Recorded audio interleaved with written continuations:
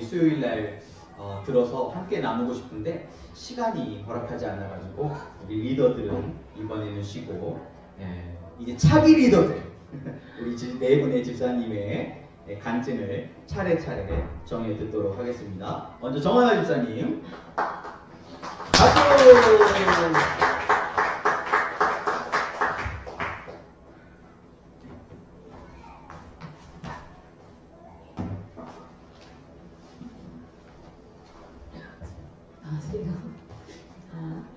매년 하는 다니엘 기도회가 다가올 때에 집회랑 함께 작정을 하고 집회는 좋아하는 주짓수를 빠지고 저는 저녁 약속과 배드민턴과 저녁 예약을 포기하고 기도회를 준비하기로 결심하였습니다. 기도회 첫날 기도와 찬양으로 큰 은혜를 받고 정말 좋다고 생각을 하였습니다. 하지만 사단의 방해가 시작되었습니다. 3일째 되는 날 집에서 출발하려고 하는 7시 30분에 배가 아프기 시작했습니다. 집에서 떼굴떼굴 구르고 있는데 집회는 기도회를 가자며 졸랐습니다. 그래서 저는 누워있고 집회가 계속 기도회를 가자고 하여서 이제 응급실을 갈 정도로 배가 많이 아파서 어떻게 할까 하다가 찰나의 순간에 이제 결심을 하고 출발을 하였습니다. 내가 가다가 차에서 어떤 일이 발생하더라도 나는 가야겠다 생각을 했고 신호를 받고 한 번, 두 번, 세 번 신호를 받을 때마다 계속 배가 아파서 돌아갈까 생각을 했는데 신기하게도 반 이상 교회에 가까워지니 배가 아프지 않았습니다. 그래서 나는 이겼다 하고 진짜 그냥 배가 딱 반이 넘어가면 이제 돌아가도 교회로 가야 되잖아요. 집으로 갈 수가 없잖아요. 그러니까 배가 안 아프더라고요. 그날 배가 아프지 않고 잘 기도회를 마쳐서 나는 이제 시험을 이겼다고 생각을 했습니다. 근데 10일째 되는 날 갑자기 열이 나기 시작했습니다. 열이 나니까 교회를 올 수가 없었고 집회는 또 저를 졸랐습니다. 근데 그 와중에 이제 집회 아빠가 감사하게도 집회를 데리고 기도회를 먼저 가주었고 근데 결국 12일째 되는 날 집회가 독감에 걸려도 말았습니다. 그래서 기도회를 중단할 수밖에 없어서 항상 매년 이제 우리 교회에서 기도회를 할 때마다 항상 결심은 했었는데 하루 이틀만 참여하고 계속 결단을 못했었는데 이번에 올해도 나는 마무리를 할 수 없는 거구나 하고 절망을 하다가 내가 그 빠진 것을 생각하지 말고 앞으로 남은 기도회를 채우자라고 생각을 해서 기도회를 21일까지 집회와 함께 마칠 수 있었습니다. 기도회 하는 중에 제가 받은 은혜들을 나누고 싶은데 첫 번째는 조혜련 집사님의 설교였습니다. 조혜련 집사님이 나오시기 전에 그분에 대한 좀 편견을 가지고 있었는데 연예인이기 때문에 이렇게 큰 자리에도 설 수 있는 그런 분이라고 생각을 했는데 그분의 설교를 듣고 나서 큰 은혜를 받았고 이 시선들이 나의 시선으로 봤을 때 잘못된 시선들을 가지고 있었구나, 내가 그분을 정죄하였구나 하고 반성도 하게 되었습니다. 또 강철호 목사님을 통하여서 북한에 대한 큰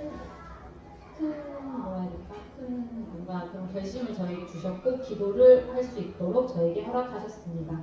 그리고 유정욱 사모님의 설교를 통하여서 제가 항상 두려워하고 재고 따졌던 것들을 그냥 하라는 대로 하자, 하나님께서 시키시는 일을 핑계대지 말고 하자, 이러한 결심을 서게 해주셨고 또 제 기도 제목 중에 하나가 둘째를 혹시 원하신다면 저희 가정에 둘째를 주세요라는 기도가 있었는데 그 기도를 할 때에 항상 불안이 너무 컸어요. 이게 나이가 들어가니까 내가 아프면 어떡하지, 아이가 건강하지 않으면 어떡하지, 운전하지 못한 아이가 나오면 어떡하지 라는 생각을 했었는데 박모세 형제님과 조영희 집사님을 통하여서 만약에 혹시 둘째를 저희 가정에 주신다면 그것이 온전한 하나님의 뜻임을 알고 두려워하지 말자라는 결심을 저에게 주셨습니다. 네.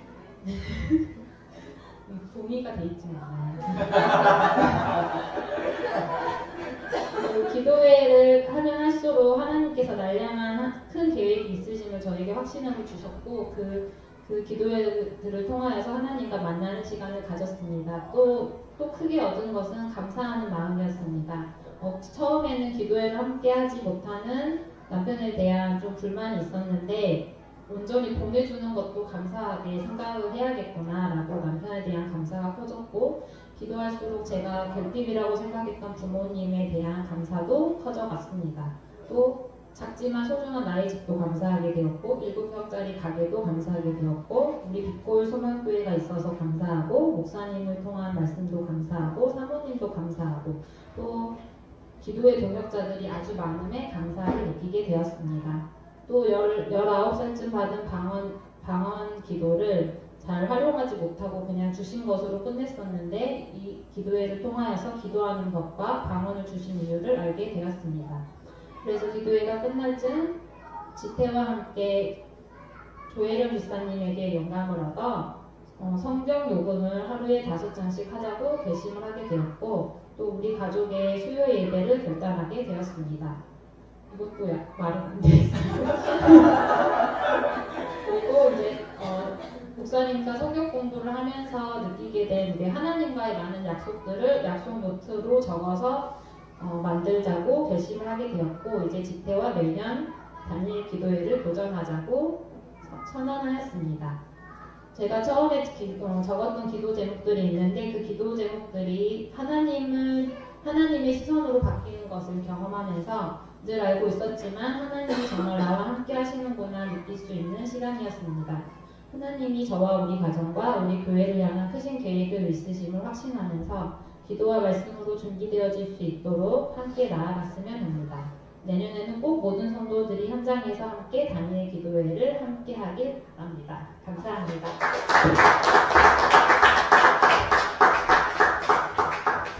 믿음의 선포는 반드시 이루어지는 줄 믿습니다. 할렐루야.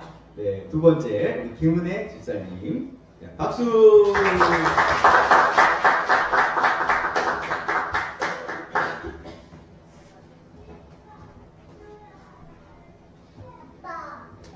해마다 하는 단일 기도에 특별히 해야겠다는 생각도 마음도 없었습니다.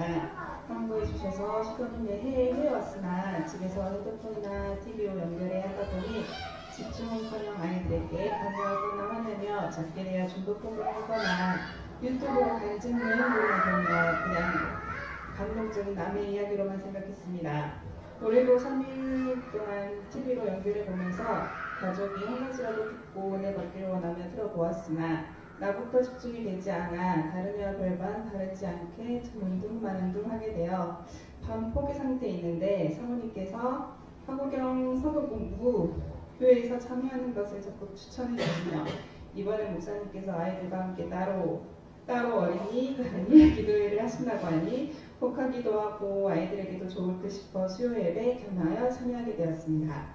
아이들은 모르겠으나 저는 교회에서는 확실히 달랐습니다. 집중하게 되니 찬양도 간증도 기도 시간도 너무 좋았습니다.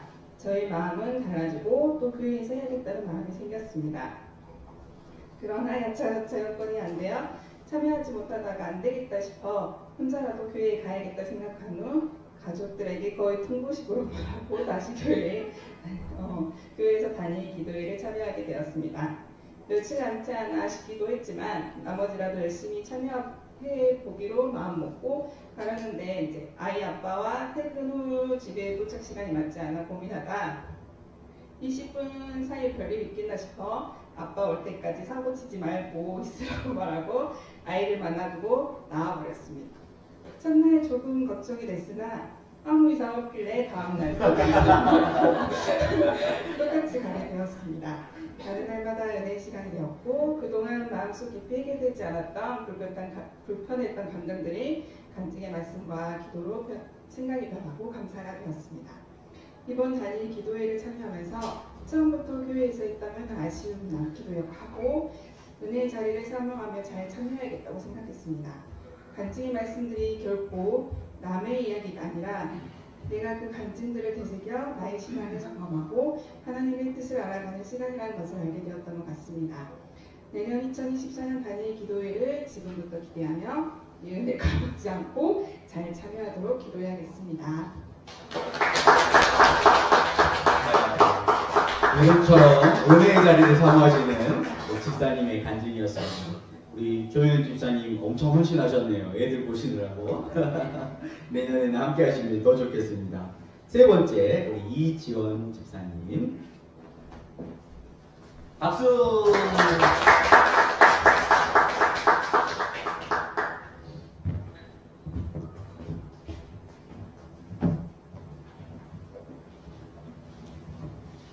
다니엘 기도회가 끝나고 교회에서 진행하는 간증의 밤 만찬 참석에 늦는 바람에 모두 나가서 간증하는 타이밍을 놓쳐서 나의 간증은 못하고 지나갔습니다.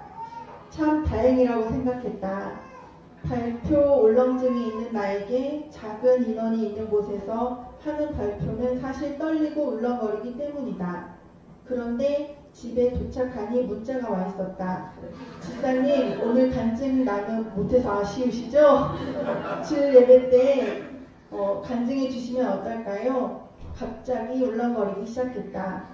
그렇지만 다니엘 기도회 때 계속 드는 생각이 내 교회를 사랑하고 기름 부으신 목사님 말씀에 힘을 보태야겠다고 생각했는데 마침 지금이 순종해야 하는 타이밍이구나 생각이 되었다. 간증을 쓰려고 앉았는데 머리가 멍했다. 분명 은혜는 받았는데 그걸 적으려고 하니 정리가 안 되었다. 받은 은혜를 세어보게 하시는 하나님, 정말 섬세하신 하나님이다. 이번 다니엘 기도회에서 많은 은혜를 받은 것은 아이들이 하나님을 사랑하고 하나님을 알아간다는 것이 너무 큰 은혜였다. 기도회가 끝나고 목사님께서 올려주시는 사진이 참 은혜스럽고 귀했다. 그래서 아이들에게 끝나고 가는 길에 물어보곤 했다. 하나님께 무슨 기도를 드렸어? 비밀스러운 기도였는지 안 알려주었다. 다음 다니엘 기도회 24일은 남편과 꼭 참여를 해서 온 가족이 함께 하나님을 기쁘게 해드리고 싶다. 믿음의 선배인 언니가 18년도부터 다니엘 간증을 카톡으로 전해주면서 나의 믿음 생활이 시작되었다. 많은 간증들을 보면서 은혜도 받고 도전도 받고 위로도 받으며 나도 어느 순간 다른 누군가에게 다니엘 기도의 간증을 공유하며 그 영혼을 위해 기도한다. 다니엘 기도의 중간쯤 되었을까? 언니와 점심 데이트를 하면서 다니엘 기도회 때 받은 은혜를 나누고 있는데 언니가 하는 말이 이제 너랑 이런 신앙 이야기도 서로 나눌 수 있을 때가 와서 참 감사하다 하며 이야기를 했다. 하나님께서 우리를 얼마나 사랑하시는지 느껴졌다. 그리고 젖먹이 신앙에서 유치원 신앙으로 업그레이드 되었구나 생각했다. 다니엘 기도회를 참여하면서 강사님들의 간증을 들으면서 같은 사람으로서 태어나서 나는 지금 무엇을 하고 있지? 라며 부끄럽고 한없이 작아졌다. 나는 잘난 것이 하나도 없고 믿음도 부족하고 성격도 안 좋은데 어느 누구를 섬길 수 있을까? 라며 슬픔에 잠겨 있었다. 그러나 기도 도중 내가 섬겨야 하는 사람들이 떠올랐다. 아주 가까운 남편부터 성환 점장님, 옥녀 점장님 등등 기도해야 할 사람들이 많았다. 하나님 나라를 위해 일한다는 건 거창하고 멋진 것만이 아님을 깨달았고 내가 속한 교회에서부터 필요한 사람이 되어가는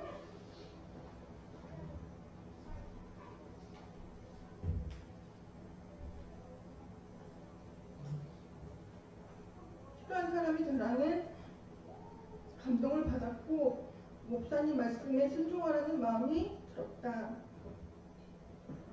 괴산에서 목회하시는 이종남 목사님의 말씀을 듣고 시결교회를 통해서 다음 세대를 세우고 부흥이 일어날 수 있다는 희망과 도전이 생겼다. 작년까지만 해도 내 자신은 기도 제목만 기도했다. 이번 다니엘 기도회를 통해서 내 자신은 물론이고 내 부모, 자녀, 남편, 교회 그리고 사랑하는 사람들을 위해 기도해야 한다는 것을 깨달았다. 받은 은혜를 빼앗기지 말고 치열하게 지켜내며 은혜를 흘려보내는 사람이 되길 소망하며 마친다.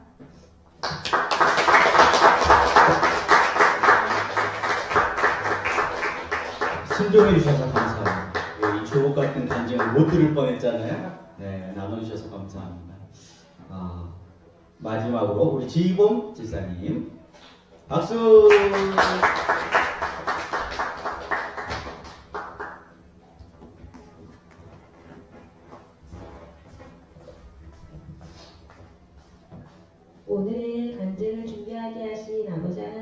감사드립니다.